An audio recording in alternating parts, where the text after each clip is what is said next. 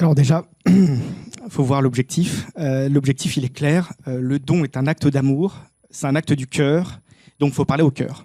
La clé, elle est là. Et si vous arrivez à toucher les cœurs, eh bien, le cœur agira sur l'intelligence et l'intelligence agira sur la volonté.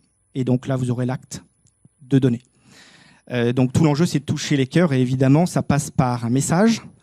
Alors, il n'y a pas forcément une sémantique propre, hein, sinon on utiliserait tous la même. Mais il faut réussir à faire transparaître dans votre message deux notions qui sont des notions qui touchent le cœur. C'est le beau, évidemment. Dès que vous avez cette sensation du beau en face de vous, vous avez une émotion. Et donc, vous avez une émotion du cœur qui vous invite à agir. Et puis le bien, le sens du bien. Donc le beau et le bien doivent être vraiment retranscrits dans le message pour pouvoir faire agir. C'est intéressant parce que c'est ces deux vecteurs qui amènent beaucoup de vertus pour l'homme. Donc c'est vraiment ça. Et puis évidemment, vous avez donc le message, vous avez donc la sémantique, et vous avez la chance, hein, et notamment avec le numérique, nous permet de mettre des photos. Donc la photo, évidemment, qui retranscrit le beau à travers des belles images qui touchent, c'est fondamental. Et vous pouvez même rajouter eh bien des images entre guillemets qui bougent, donc des films avec de la musique, avec un rythme.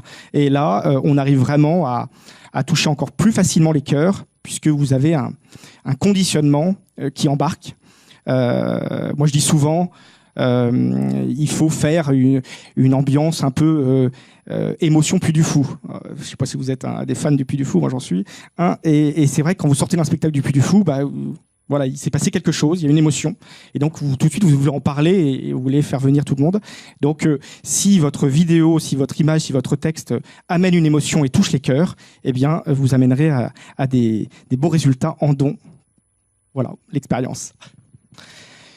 Oui, ce qu'il faut savoir, c'est que pour toucher les cœurs, il faut savoir un peu comment il fonctionne, ce cœur. On a tous le bien et le mal dans le cœur. Et donc, il faut, à travers les messages que l'on divulgue, il faut pousser le cœur à faire le bien. Ça, c'est vraiment une des autres clés. Et donc, les messages sont fondamentaux et vous pouvez être vraiment inspiré par les messages de l'Église. On a la chance d'avoir des encycliques extrêmement inspirantes.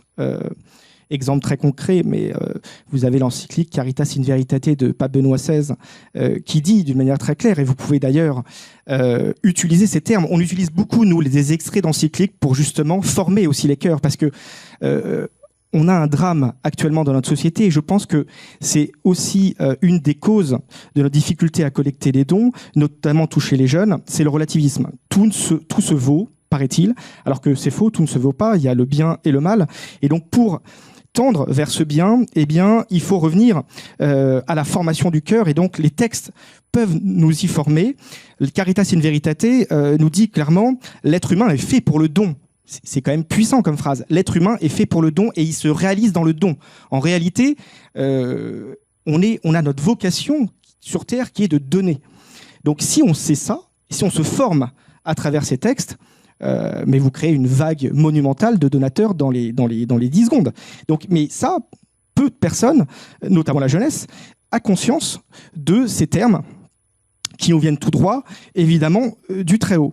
Donc, ces textes, encyclique Caritas in Veritate, vous avez évidemment Laudato Si, qui est plus proche de nous, mais qui est plus sur l'écologie humaine intégrale. Vous avez le compendium de la doctrine sociale de l'Église que nous utilisons énormément. C'est extrêmement structurant, hein. La DSE, la doctrine sociale de l'Église, c'est vraiment le guide qui nous conduit sur le chemin du salut. Quand vous parlez de DSE à des donateurs ou à des investisseurs, je peux vous dire que ça les interroge à travers les 5 principes, le grand principe, la dignité de la personne humaine, comment on y arrive à travers l'investissement et à travers votre don, et puis les principes qui sont les principes secondaires mais piliers, bien commun, subsidiarité, participation, solidarité et destination universelle des biens. Et puis vous avez les 3 valeurs de la doctrine sociale de l'Église, vérité, justice, liberté. C'est des choses qui inspirent, qui forment et qui amènent aux vertus.